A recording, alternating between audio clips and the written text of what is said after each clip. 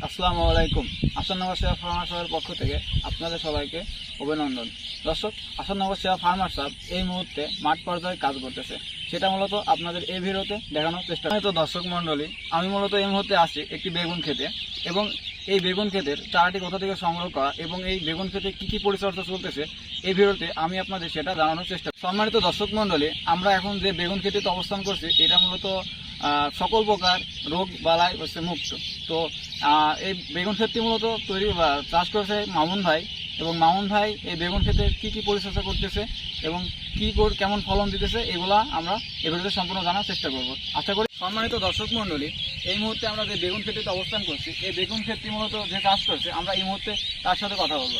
বেগুন ক্ষেতটি মূলত চাষ করেছে মামুন ভাই, এবং আমরা এই ভিডিওতে মামুন ভাইয়ের সাথে বিস্তারিতভাবে আলোচনা করব যে তার জমি কত টাকা এবং তিনি কি কি রোগ বালায়, তা বাংলাদেশের একটা কৃষকেরও বেগুন হইতেছে না এই বছর, বাট তিনি বেগুন তৈরি করছে মাশাআল্লাহ, অনেক সুন্দর, অনেক ফুল এবং বেগুনও ধরছে ভালো। তিনি কি পরামর্শ কি করতেছে এবং তার গাছে এত কেন বেগুন, এই ভিডিওতে আমরা সম্পূর্ণ সেটা জানার চেষ্টা করব।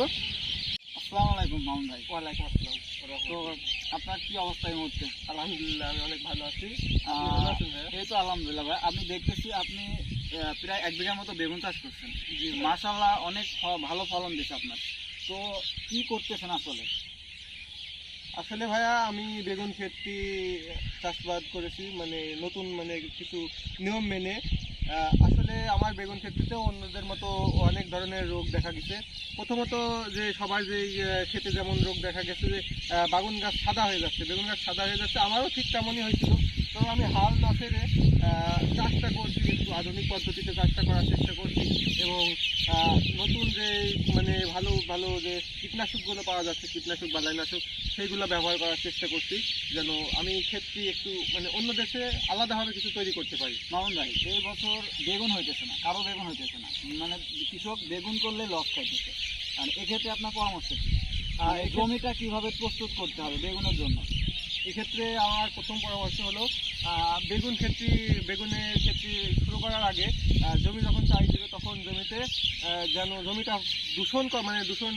যে দূষণ হয় সেই দূষণটা কাটানোর জন্য জমিতে যে সারগুলো প্রয়োজন সেই সারগুলো যেন জমিতে ছেটানো হয়, এবং যে বেগুনের যে চারাটা সেটা যেন একটু আধুনিক পদ্ধতিতে তৈরি করা হয়। আধুনিক পদ্ধতির চারাগুলা জমিতে একটু ভালো থাকে। যেহেতু মামুন ভাই, আপনি এই জমিতে কিসের চারা কেমন চারা লাগাইছিলেন? ওই কোকোপিটের চারা নাকি মাটির চারা? আমি বর্তমানে আমার কিছুটা জমি অর্ধেক জমি আমি দেখার জন্য যে জমিতে কি আদৌ কোকোপিটের চারা ভালো হয় নাকি মাটির চারা ভালো হয় সেটা দেখার জন্য আমি অর্ধেক জমিতে কোকোপিটের চারা এবং অর্ধেক জমিতে মাটির চারা রোপণ করছি। আপনি যদি একটু বলতেন নির্দিষ্ট করে কৃষকদের যে আসলে কোন দিকে আপনি কোকোপিটের চারা লাগাইছিলেন এবং কোন দিকে আপনি মাটির চারা লাগাইছিলেন? আর আসলে ভাই, আমি এই যে দেখছেন, এই যে এখানে আমি লাগাইছিলাম মাটির চারা, এবং এই সাইডে আমি লাগাইছিলাম কোকোপিটের চারা।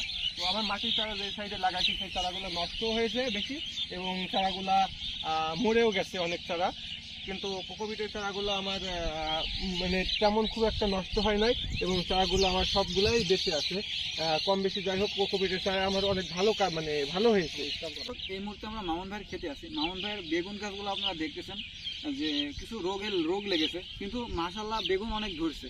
আসলে মামুন ভাই কোন জাতি সিলেক্ট করছে তার থেকে আমরা নিজের মুখে শুনি। মামুন ভাই, আপনার এই যে বেগুন লাগাইছেন 1 বিঘা, এই বেগুনের জাতটা কি? ভাই, আমি প্রধানত 1 বিঘা জমির ভিতরে আলাদাভাবে 7% জমিতে হাইব্রিড বেগুন আবাদ করছি। 7% জমিতে, আর বাদ বাকি জমিতে আমাদের দেশীয় জাতেরই বেগুন আবাদ করেছি। কিন্তু চারাগুলা আধুনিক পদ্ধতিতে তৈরি করেছি কিছু, এবং কিছু আমাদের নিজস্ব হাতের দেশীয়ভাবে তৈরি করেছি। তো এখন বর্তমানে যে বেগুনটা দেখছেন এটা আমার দেশীয় চারা, যেটাকে আমরা গ্রাম্য ভাষায় আউশা অথবা দেশীয় ভাষায় যেটাকে বলি যে নরম বেগুন, সেই বেগুনটা আমরা চাষ করেছি। তো আপনি কেউ যদি আউশা বেগুনের চারা আপনার থেকে চায় বা আপনাকে যদি বলে যে আপনার আপনার এই জমিতে তো প্রচুর বেগুন ধরছে, তো এখন মনে হইতেছে অনেকে চারা চাইবে ভিডিও দেখে যে ভাই বেগুন ধরছে না চারা লাগবে, তো আপনি কি সাজেস্ট করবেন? এই বেগুন কি মানুষ লাগাইতে বলবেন নাকি লাগাইতে বলবেন না? জি ভাই, আমি নিশ্চয়ই বলবো যে এই বেগুনটা লাগাতে। সাথে কিছু হাইব্রিড আছে, যেগুলো আমি রোপণ করছি, এর আগেও আমি রোপণ করেছি, সেগুলোতে এর চেয়ে অনেক বেশি ভালো ফলন মানে দেয়। মামুন ভাই এর আগে হাঙর বেগুন লাগাইছিল, সেটার রিভিউ মানে উনি নিজে দেয়, মানে নিজে বলে যে এটা নাকি অনেক ভালো। এই পরবর্তী ভিডিওতে আমরা এই হাঙর বাগান নিয়েও আলোচনা করব। তো দর্শক, মামুন ভাই আরও কিছু বলেন, আপনার এই যে বেগুন লাগাইছেন, আসলে আপনার বেগুন প্রচুর ধরছে, এগুলা মূলত আপনাদের আমি ক্লিপ আকারে দেখাবো দর্শক, যে বেগুন যে ধরছে, বেগুনের প্রচুর ফুল, এগুলা মূলত আমি আপনাদের দেখাবো। তো দর্শক, আপনারা মামুন ভাইয়ের থেকে আর কিছু পরামর্শ আমরা নিই এই মুহূর্তে। হ্যাঁ, তো আপনার বেগুন ভালো ভালো করতেছি, আসলে আপনি এই বেগুনটা কতদিন আগে লাগাইছেন এবং কত টাকা হারভেস্ট করছেন, এটা যদি দর্শকরা একটু বলতেন। আমার এই বেগুনটা লাগানো 2 মাস 10 দিন বয়স, 70 দিন বয়স। তো আমি এই পর্যন্ত 2বার হারভেস্ট করছি। প্রথমবার হারভেস্ট করছি 38 কেজি এবং দ্বিতীয়বার হারভেস্ট করছি 69 কেজি। তো আমার মনে করেন বর্তমানে আলহামদুলিল্লাহ যে পরিমাণ বেগুন দিচ্ছে আল্লাহ, এতে আমি অনেক সন্তুষ্টি। কারণ আমাদের এলাকাতে আরও অনেকেই বেগুন চাষ করেছে, কিন্তু এখন পর্যন্ত পর্যাপ্ত বেগুন কেউই হারভেস্ট করতে পারে নাই। সেই তুলনায় আমি অনেক বেগুনই হারভেস্ট করছি এবং সামনে 2-1 দিনের ভিতরে আমি আবার তৃতীয় হারভেস্ট করব। তো ইনশাল্লাহ আমার বেগুনটা অনেক সুন্দরও আছে এবং আল্লাহর রহমতে আমার বেগুন ক্ষেত্রে অনেক মানে আরও সুন্দরভাবে আমি পরিচর্যা করতে পারবো আমি আশা করি। আমি মূলত আপনার জমি থেকে কয়টা বেগুন তুলছি, এই বেগুনগুলো দেখতেছি খুবই নরম। হ্যাঁ, তো এগুলা কি কীটনাশকের জন্য নাকি জাতটা এমন? আসলে ভাই আমাদের অঞ্চলের বেগুনের যে জাতটা, আমরা যে দেশীয় জাতটা আবাদ করি, সেই জাতটি আসলে খুবই নরম। মানে এটাতে হালকা মানে টেপ দিলেই বেগুনটা দাগ হয়ে যায়। দর্শক, আপনারা দেখতে পাচ্ছেন এই বেগুনগুলো আসলে খুবই নরম, মানে অতিরিক্ত নরম। মানে এই যে আপনারা যারা চাচ্ছেন গোল সাইজের বেগুন চাষ করতে, তারা এই বাগানটা নিঃসন্দেহে চাষ করতে পারেন, একদম পুরা গোল। এবং এই বাগানটা দেখতেও সুন্দর। দর্শক দেখতে পাচ্ছেন বেগুনটা দেখতেও সুন্দর, আর বেগুনটা পুরা গোল, আর বেগুনটা ফলনও দেয় ভালো। নাম হইতেছে আউসা বেগুন।